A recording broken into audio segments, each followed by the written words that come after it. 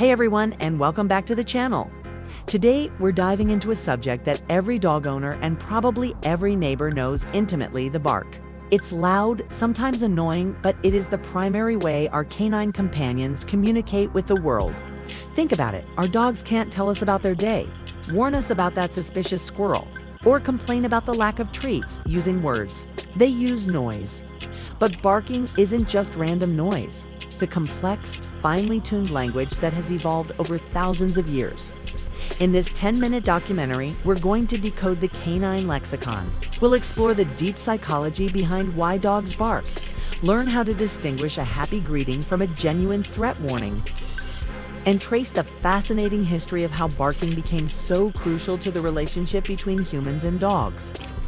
By the end of this, you won't just hear a bark, you'll understand it. Stick around because the language of dogs is more complex than you ever imagined.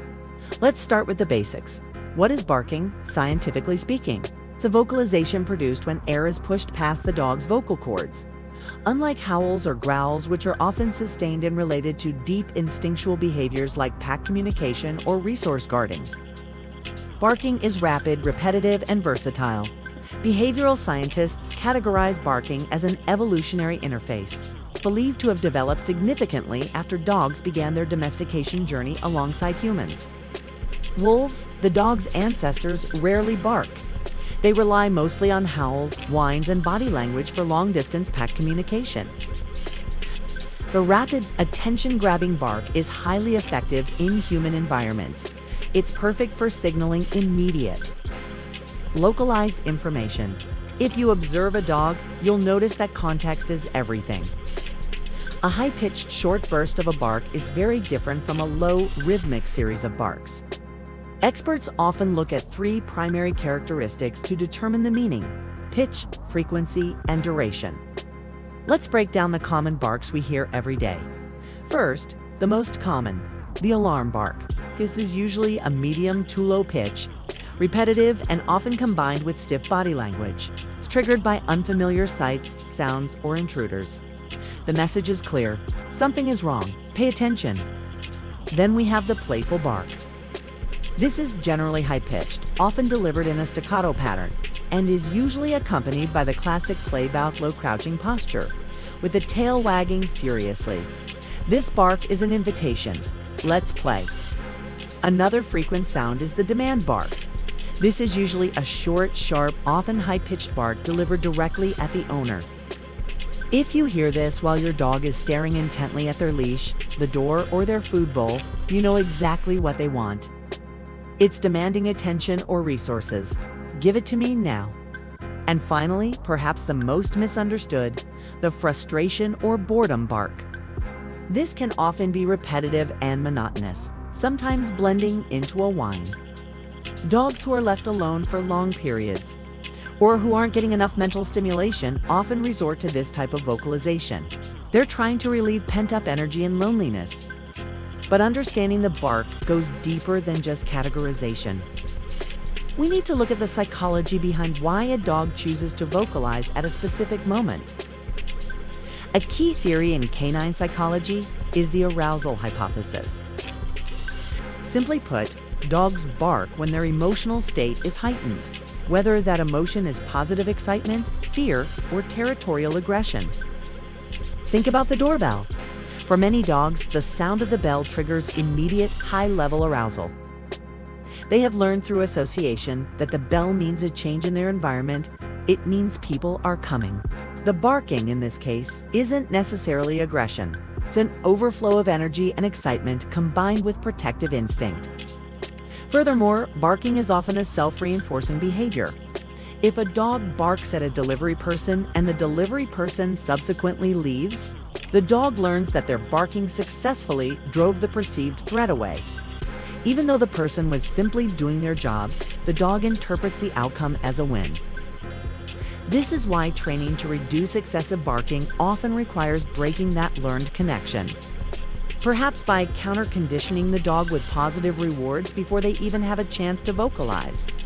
Now, let's take a journey back in time. Why was the ability to bark so important historically? The domestication of the dog began tens of thousands of years ago, and initially, dogs served crucial roles in human survival. They were not just companions, they were tools. And the bark was perhaps their most valuable feature. Early humans relied on dogs for hunting, protection, and herding. A silent wolf-like creature is excellent for tracking prey stealthily. But when humans began settling into permanent camps and villages, they needed an early warning system. The dog's alarm bark was perfect for this. Imagine a nomadic tribe sleeping peacefully. The detection of a predator or an enemy tribe approaching often came first from the village dogs. A loud, sharp bark alerted the whole camp, giving humans precious time to prepare. This selective advantage led humans to actively favor and breed dogs that were more prone to vocalize when necessary. Over generations, the propensity to bark at novel stimuli became hardwired into the domestic dog genome. In agricultural societies, barking took on other roles. Herding dogs used barks and yelps not only to manage livestock, but also to communicate with the shepherd across long distances. Guardian dogs, like the massive livestock guardians, use deep, intimidating barks to scare off wolves or bears, protecting the flock without needing human intervention. The historical relationship between humans and barking is fascinating because we essentially co-evolved this communication method. We learned to interpret their sounds, and they learned which sounds got the desired reaction from us, whether it was a warning, a demand, or a sign of happiness. Today, in our modern, often urban environments, the purpose of the bark hasn't changed, but the context has shifted dramatically. Instead of warning against saber-toothed cats, dogs are warning against mail carriers or noisy motorbikes. This mismatch between the dog's ancient protective instincts and our modern, cramped lifestyles is often the root of nuisance barking issues. So how can we, as responsible owners, better manage and understand this powerful form of communication? The key is observation and consistency. Next time your dog barks, don't just react to the noise. Analyze the context. Is the dog running fence lines? That's territorial. Is the dog standing at the window staring intently at a specific person? That's targeted alarm. Is the dog barking only when you are busy on the phone? That's seeking attention. Once you identify the why, you can address the root cause rather than just treating the symptom. If it's boredom, increase mental exercise with puzzle toys or training sessions. If it's territorial, manage the visual access to the stimulus by covering windows or setting up barriers. If it's pure excitement, teach an alternative. Quiet behavior, like going to a specific mat or bed when the bell rings. Understanding the difference between an excited, high-pitched, "I'm happy" bark and a low frequency, "deep, stay away" warning is crucial for safety and successful training. Remember, a dog that is defensively barking often needs space, not confrontation. Ultimately, the bark is a gift. It is the voice that connects to different species, allowing our canine companions to share their emotions, their needs, and their warnings with us. By learning to tune into the pitch, frequency, and context, we stop simply hearing noise and start genuinely listening to our dogs.